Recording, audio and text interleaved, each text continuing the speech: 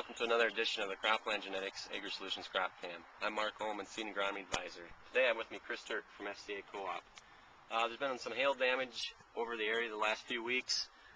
Today we're looking at some soybeans and corn. Just want to do a quick little refresher on what's going on there and what the expectations are. Got an example here of a soybean plant. You can see a lot of the petioles are snapped, still hanging on, but very little tissue there and basically no hope for it. A lot of bruising on the stem. You can see a petiole that's snapped off here as well. Bruising always up the stem. This petiole still hanging as well. Huge bruising on this petiole with the trifoliate missing. Definitely a lot of stress looking leaves due to the damage. A lot of the soybean fields in the area vary on how much hail they did get, but at the same time, something like this, a guy could expect 30 to 40% loss. This one here has a pretty good looking stem and root. Keep in mind with the conditions we've had with extra rain and stuff too, you could be looking at Phytophthora root and stem rot, which is from the soil line area moving up.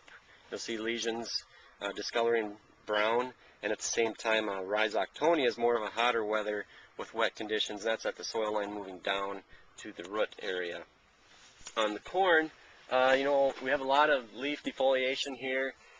We're probably looking at a 8 to 15% yield loss a lot of times when this hailstorm hit the area a couple weeks ago. But you start seeing some more bruising showing up on the stalks, and as you peel back the leaves, you can see it's mostly just cosmetic, and that you get past that leaf surface and there's no internal bruising. So that's kind of the good news there.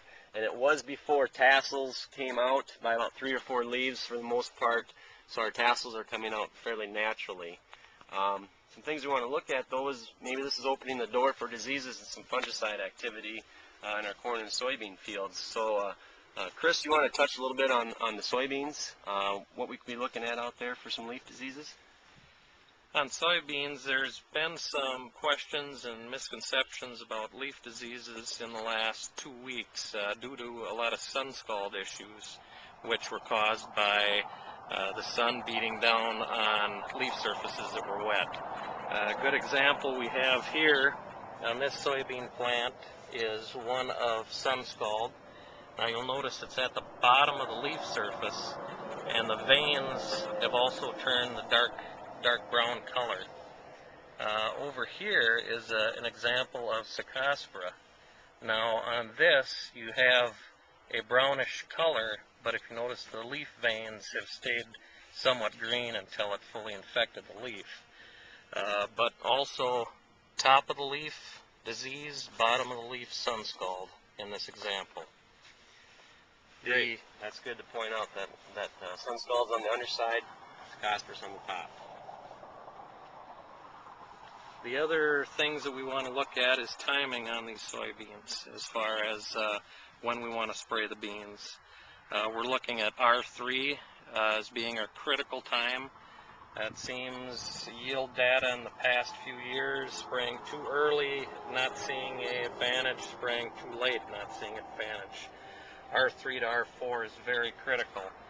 When we hit that R3 to R4, we identify it by having pods 3/16 of an inch on the upper 4 nodes.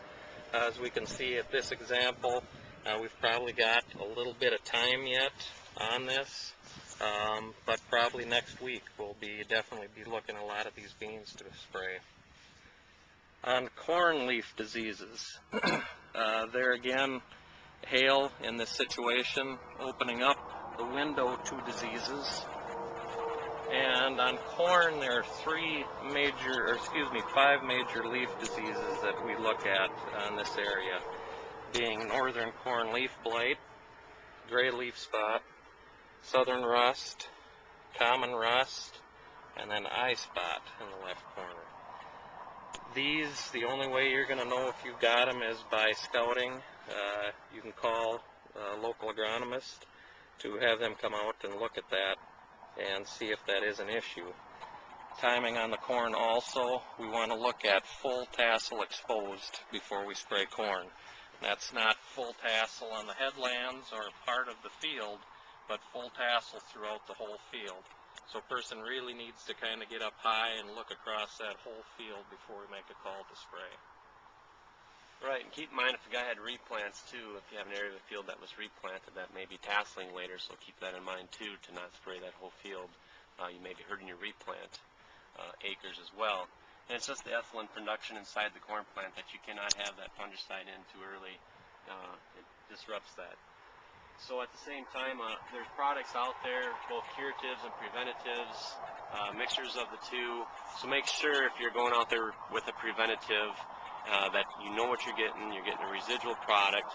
If you need to go correct something, you go out there with a curative or a curative preventative mix. You know, there's different name brand products out there. Just make sure you know what that product actually does. So with that, thank you, Chris, for being on today's edition of the AgriSolutions Cropland Genetics Crop Cam. And as always, you can always find that on us104.net.